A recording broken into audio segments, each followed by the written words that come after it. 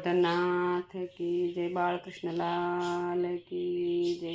પ્રહલાદજીએ ભગવાનની કરેલી સ્તુતિ। પ્રહલાદજીએ બે હાથ જોડીને નૃસિંહ ભગવાનની સ્તુતિ કરતાં કહ્યું કે હે નાથ, આપના મંગળમય સદ્ગુણોનું હું વર્ણન કરી શકું તેમ નથી। આ ભયભીત થનાર સર્વદેવો આપના ભક્તો જ છે અને શ્રદ્ધાથી આપને ભજે છે। આપનો ક્રોધ શાંત કરો। જેના માટે આપ ક્રોધિત થયા હતા તે અસુરને તો આપે માર્યો છે। હવે ક્રોધનું કોઈ પ્રયોજન નથી।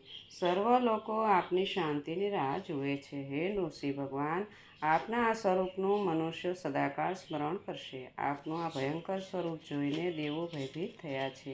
તેઓને બીક લાગે છે, પરંતુ મને જરા પણ બીક લાગતી નથી, પણ આ સંસારની મને ઘણી બીક લાગે છે। હે દીનવત્સલ, હું આ સંસાર ચક્રના દુઃખોથી ત્રાસી ગયો છું અને તેમાં પણ આ હિંસક રાક્ષસોના કુળમાં મને મારા કર્મોએ બાંધીને ફેંક્યો છે। હે વિભુવર, મને મોક્ષ રૂપે આપના શરણમાં ક્યારે બોલાવશો? વિયોગ અને સંયોગના દુઃખોમાં હું બળી રહ્યો છું, તથા તે દુઃખોના ઉપાયો પણ દુઃખરૂપ જ છે, છતાં તેમાં મોહ પામી તેવા અભિમાનવાળી બુદ્ધિથી હું ભટકું છું। તેથી તે દુઃખોને દૂર કરવા માટે આપનું દાસપણું પ્રાપ્ત થવાનો ઉપાય મને બતાવો। હે પ્રભુ, બ્રહ્માજીએ ગાયેલી લીલા કથાઓ ગાયા કરતો હું અનાયાસે જ એ મહાન દુઃખોને ઓળંગી જઈશ, કારણ જેઓને આપના બંને ચરણોનો આશ્રય છે તેવા આપના પરમહંસ જ્ઞાની ભક્તોનો જ હું સંગ કરીશ। હે નૃસિંહ પ્રભુ, આ સંસારમાં સર્વ ઉત્પત્તિ, વૃદ્ધિ, રૂપાંતર કે નાશ તે સર્વ આપનું જ સ્વરૂપ છે અને આ આપની માયા થકી ઉત્પન્ન થતું આ લિંગ શરીર અને નામ રૂપોમાં આસક્ત છે, તથા મન, 10 ઇન્દ્રિયો અને 5 તન્માત્રાઓ આ 16 વિકારરૂપી આરાઓથી યુક્ત સંસાર ચક્ર છે। તે આપના ભજન કર્યા સિવાય બીજો કયો પુરુષ ઓળંગી શકે તેમ છે। હે અજન્મા દેવ, આપની શરણે આવેલા મને આપની સમીપ લઈ લો। આપની લીલાઓનું ગાન કરતો હું બહુ સરળતાથી આ સંસારની મુશ્કેલીઓ અને કઠિનાઈઓને પાર કરી જઈશ। હે પરમાત્મા, સંસારી લોકો જેમની ઈચ્છા કરે છે તે સ્વર્ગમાં મળનાર સર્વ લોકપાલોની આયુ, ઐશ્વર્ય અને લક્ષ્મી મેં જોઈ લીધા છે। મારા પિતામાં કોઈ વસ્તુની ત્રુટિ નહોતી।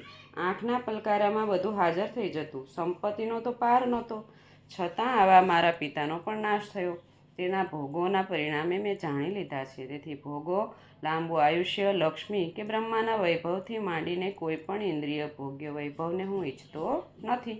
મને તો આપ પોતાના ભક્તજનોની પાસે જ લઈ જાઓ, દાસનો પણ દાસ બનાવો। હે પ્રભુ, આપે મારા મસ્તક ઉપર આપનો હસ્તકમળ રાખીને જે કૃપા કરી છે તે તો કોઈ દેવ દેવી ઉપર પણ કરી નથી। આપને મનુષ્યની માફક ઊંચ નીચની વિષમ બુદ્ધિ હોતી નથી, કારણ આપ તો જગતના આત્મા અને મિત્ર છો। આપ સૃષ્ટિમાં કાર્યકારણરૂપ છો।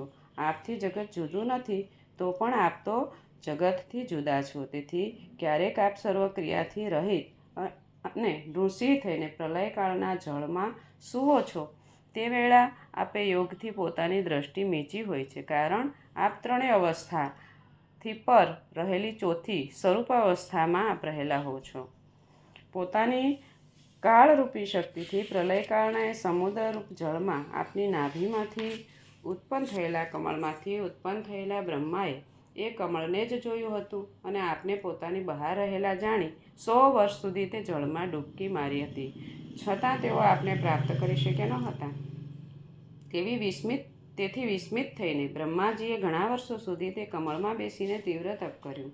તેથી અંતઃકરણ શુદ્ધ થવાથી પોતાની અંદર જ આપને વ્યાપ્ત થયેલા જોયા હતા।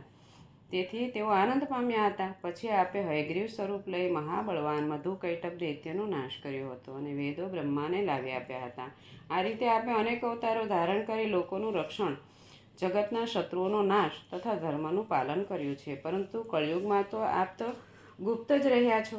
હે પ્રભુ, પાપોથી દૂષિત અને સર્વત્ર ભમતું અંકુશમાં રાખવું કઠિન એવું મારું મન આપની કથાઓમાં અત્યંત પ્રસન્ન થતું નથી।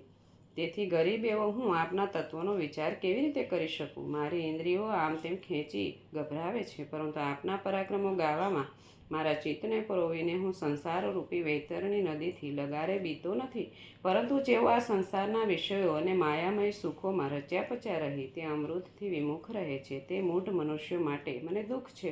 વળી મુનિઓ તો કેવળ પોતાનો જ મોક્ષ ઈચ્છતા હોવાથી પોતે મૌન રહી નિર્જન પ્રદેશોમાં એકલા ફર્યા કરે છે, તેઓ આ લોકો માટે કંઈ કરવાના નથી કે કરી શકવાના પણ નથી.